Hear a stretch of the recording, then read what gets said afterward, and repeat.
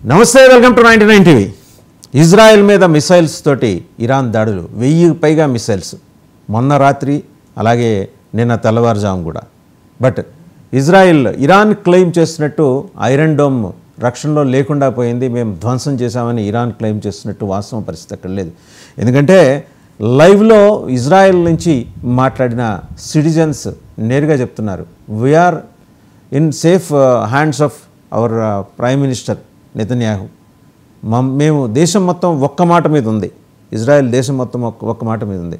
మాకు రాజకీయ పరంగా రకరకాల లెఫ్టిస్ట్ రైటిస్ట్ భావజాలాలు ఉండొచ్చు కాక, but when it comes to the nation మేము ఒకటే మాట అని చెప్పేసి ఆయన చాలా స్పష్టంగా చెప్పారు లైవ్లో. అండ్ ఇంకోటి, 1000 మిసైల్తో దాడి చేసిన మాట వాస్తవం. అండ్ 4 లేయర్ డిఫెన్స్ సిస్టమ్ గురించి కూడా ఆయన ప్రస్తావన చేసుకుంటూ వచ్చారు. ఇరాన్ అయితే ట్రూ ప్రామిస్ 3 పేరుతో ఇరాన్ ఈ ఆపరేషన్ చేపట్టింది. ఇరాన్ అణుబాంబులు తయారు చేసుకోకుండా అణ్వస్త్ర నిరాయుధీకరణ దిశగా ఇజ్రాయెల్ ఎప్పటి నుంచో చెప్తా వస్తోంది, కానీ వినలేదు. దానికి పర్యవసానంగా జరుగుతున్న దాడులు. అండ్ ఇంకోటి, చాలామంది మేధావులు క్లెయిమ్ చేస్తున్నట్టు 57 ఇస్లామిక్ నేషన్స్ ఏవి కూడా ఇరాన్ వెంబడ లేవు. వాళ్ళు ఒక మాట ప్రకారం మా వెంబడి చాలా ఇస్లామిక్ నేషన్స్ ఉన్నాయని చెబుతున్నారు, కానీ 57 లేవు. కనీసం 20 దేశాలు ఇరాన్ అణ్వస్త్ర వ్యవహారాన్ని చాలా బలంగా వ్యతిరేకిస్తున్నాయి, ఇస్లామిక్ నేషన్స్ కూడా.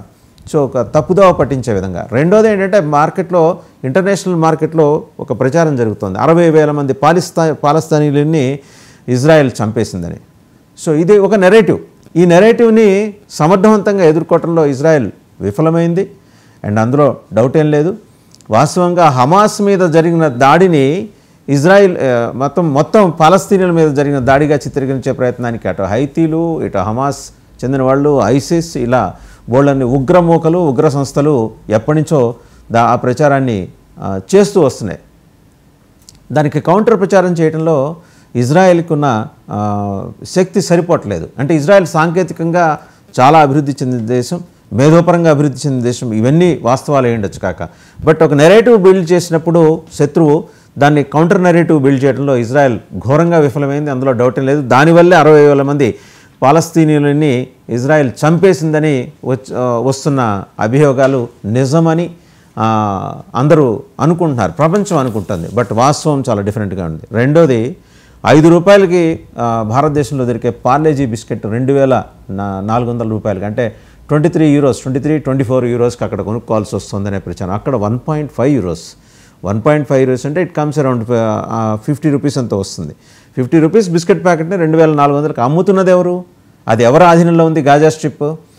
గాజా స్ట్రిప్ని పూర్తిగా కంట్రోల్లో తీసుకొని అక్కడ ఆహార సరఫరా చేస్తుంది ఐక్యరాజ్య సమితి, యునైటెడ్ నేషన్స్ అండ్ కొన్ని అనుబంధ సంఘాలు, అండ్ అలాగే USA అండ్ 2-3 మిత్ర దేశాలు.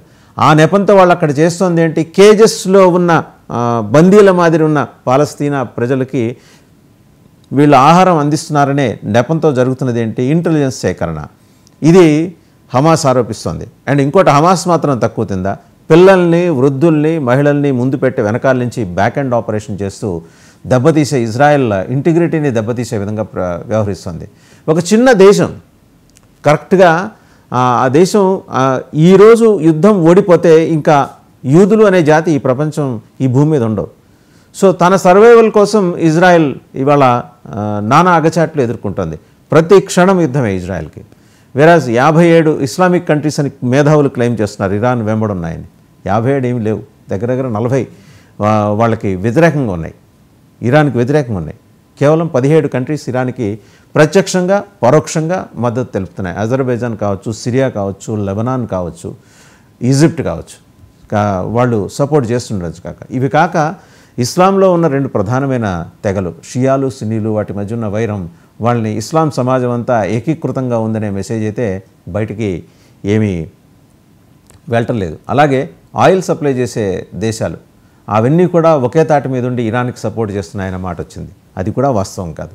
ఎందుకంటే ఇంటర్నేషనల్ అబ్జర్వర్స్ కానీ, ఇంటర్నేషనల్ పొలిటికల్ పండిట్స్ కానీ, అంతర్జాతీయంగా వ్యవహారాలని, జియో పొలిటికల్ అఫైర్స్ని క్షుణ్ణంగా అధ్యయనం చేస్తున్న వాళ్ళు కానీ, వాళ్ళు చెప్తున్న మాట ఏంటంటే, ఆయిల్ దేశాలేవి, ఆయిల్ బావులున్న దేశాలేవి ఇరాన్ వెంబడలేవు.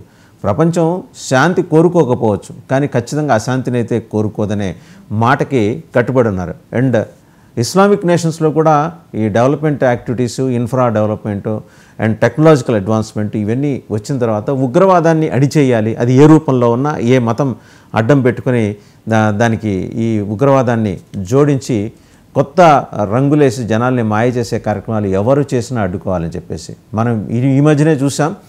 అటు డొనాల్డ్ ట్రంప్ని అమెరికన్ ప్రెసిడెంట్, అలాగే వైస్ ప్రెసిడెంట్ జేడీ వ్యాన్స్ని, ఇజ్రాయెల్ ప్రీమియర్ ప్రధానమంత్రి బెంజమిన్ నెతన్యాహుని, ఇంకా చాలామంది అమెరికాకి సపోర్ట్ చేసే వాళ్ళందరినీ లేపేస్తామని చెప్పేసి ఇంటర్నేషనల్లీ డిజిగ్నేటెడ్ టెర్రరిస్ట్ గ్రూప్ నాయకుడు అల్ ఖైదా అరబిక్ పెనిన్సులా AKAP ఈ నాయకుడు ఒక హెచ్చరిక, చాలా డేంజరస్ అవుట్ఫిట్ ఇది. ఒసామా బిన్ లాడెన్ తర్వాత, ఆయన మరణం తర్వాత పుట్టుకొచ్చిన యెమెన్లో హెడ్ క్వార్టర్స్ పెట్టుకొని పుట్టుకొచ్చిన ఈ టెర్రరిస్ట్ అల్ ఖైదా అరేబియా పెనిన్సులా అంటే AKAP ఈ నాయకుడు నెత్తిన $6 మిలియన్ బహుమానం ప్రకటించింది, కౌంటీ ప్రకటించింది యుఎస్. అంటే దట్ కమ్స్ అరౌండ్ 50 కోట్ల రూపాయల పైబట్టే ఇండియన్ కరెన్సీలో చూసుకుంటే. అలాంటి వ్యక్తి ఒక ప్రకటన చేశాడు. ఏంటి నేపథ్యం ఏంటి? గాజాలో ముస్లిం ప్రజల్ని సమూలంగా నాశనం చేసేస్తుంది ఇజ్రాయెల్ అని. రైట్, అది వాళ్ళ దృష్టిలో అది నిజమైండొచ్చు కాక, బట్ అంతర్జాతీయ వ్యవహారాలని పర్యవేక్షించే వాళ్ళు చెప్తున్నది ఏంటంటే గాజాలో జరుగుతున్నాయని చెప్తున్న మానవ హక్కుల ఉల్లంఘనకి సంబంధించి ప్రాపర్ ఎవిడెన్స్ ఏది బయట ఉండలేదు. అండ్ గాజా ఇప్పుడు ఇజ్రాయెల్ కంట్రోల్లో లేదు. వాళ్ళు దాడి చేస్తే ప్రతి దాడి. అండ్ ఒకటి ఇజ్రాయెల్ దగ్గర లేని టెక్నాలజీ ఏంటంటే అండర్ గ్రౌండ్ బంకర్స్ నిర్మాణం చేసుకుంటూ గాజా స్ట్రిప్ నుంచి టెల్ అవీవ్ దాకా వాళ్ళు లాస్ట్ ఇయర్ ఇజ్రాయిల్ యూదుల పండుగ రోజున వాళ్ళు చేసిన ఒక విధ్వంసం, అది మనం చూసాం. ఆ విధ్వంసంలో ఇజ్రాయెల్ ఎంత నష్టపోయింది, ఇప్పటికీ హోస్టేజెస్ హమాస్ చేతిలో ఎంతమంది చిక్కుకొని ఉన్నారు, ఇవన్నీ ఇజ్రాయెల్ కన్సర్న్ కారణం.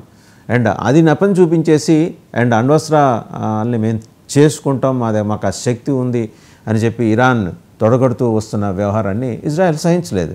అమెరికా ఒప్పుకోపోయినా మేము పోరాటం చేసి తీరుతాం. అలాగే అంతర్జాతీయ సమాజం నుంచి ఇంకొక మెసేజ్ కూడా బయటకు వస్తుంది. ఏంటంటే without America Israel is nothing, Israel is everything even without America అని నిరూపించగల సామర్థ్యం ఇజ్రాయెల్కి ఉంది అనేది మనం ఇక్కడ అర్థం చేసుకోవచ్చు. అలాగే Tehran is burning, Israel strikes hit oil depot, Iran claims control restored అని చెప్పేసి లేటెస్ట్ అప్డేట్. సో మిడిల్ ఈస్ట్లో, మధ్యప్రాచ్యంలో జరుగుతున్న దాంట్లో టెహ్రాన్ మండుతోంది. కారణం ఏంటంటే ఇజ్రాయెల్ ఆయిల్ డిపోల మీద దాడులు చేస్తోందని. సో యుద్ధం అయితే చాలా భీకరంగా జరుగుతుంది. ఎందుకంటే 1000 బ్యాలిస్టిక్ మిసైల్స్ని ఇజ్రాయెల్ మీద ప్రయోగించినప్పుడు ఇజ్రాయెల్ ఎలా తిప్పికొట్టింది మనం శాంతం చూసాం.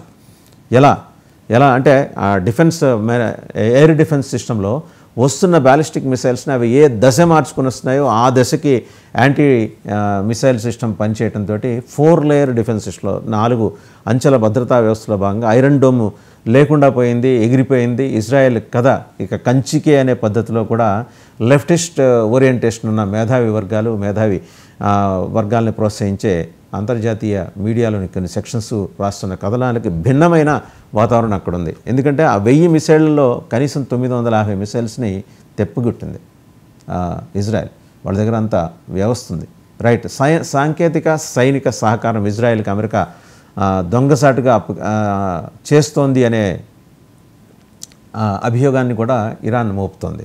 ఇరానే కాదు, ఇరాన్ని సపోర్ట్ చేసే ఒక 7-8 ప్రధానమైన ఇస్లామిక్ నేషన్స్ ఉగ్రవాద మూకల్ని సాధారణ సివిలియన్ సమాజంతో కలిపి మరీ చూసే 7-8 Islamic nations and like Pakistan also supports. Pakistan చాలా ఆశ్చర్యకరంగా ఒక మాట ఉంది. ఏంటంటే ఇజ్రాయెల్ టెర్రరిస్ట్ దేశంట, మరి పాకిస్తాన్ ఏమనాలి? వాళ్ళు ఏమన్నా సాధుపుంగవులు అక్కడ జీవించే దేశమా, లేకపోతే జీవించే ప్రాంతమా? ధర్మం 10 పాదాలు 15 పాదాల మీద నడిచే దేశమా? దీనికి అసీం మునీర్ చెప్పాలి. అండ్ రెండోది, ఈ కాన్ఫ్లిక్ట్ ఇలా నడుస్తున్న తరుణంలోనే అసీం మునీర్ ఏం మాట్లాడాడు, ఎక్కడికి వెళ్ళాడు?